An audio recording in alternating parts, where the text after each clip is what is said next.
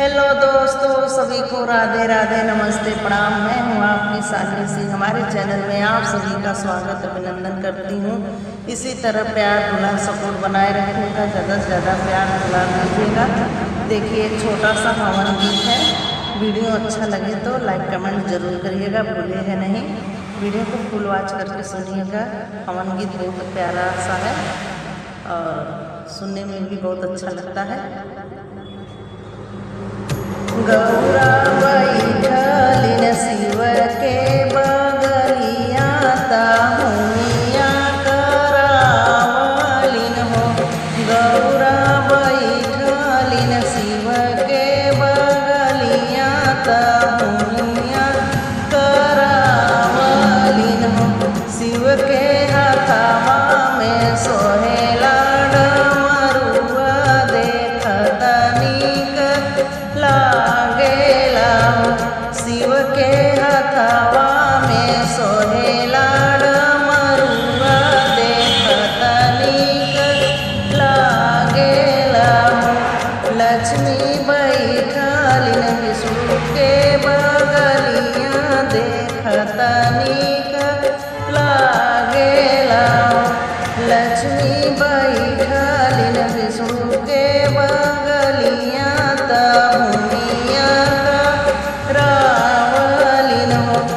लक्ष्मी बैठलिन विष्णु के बगलिया ताहुनिया करावलिन हो। विष्णु के हाथवा में सोहेला चक्र देखत नीक लागेला हो। विष्णु के हाथवा में सोहेला चक्र देखत नीक लागेला हो। सरस्वती बैठलिन ब्रह्मा के बगलिया ताहुनिया करावलिन हो। सरस्वती बैठलिन ब्रह्मा के बगलिया ताहुनिया करावलिन हो। ब्रह्मा के हाथवा में सोहेला पोथिया देखत नीक लागेला हो। ब्रह्मा के हाथवा में पोथिया निसनिया देखत नीक लागेला हो।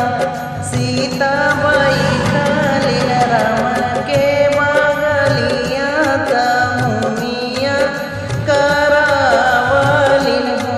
सीता बैठलिन राम के बगलिया ताहुनिया करावलिन हो।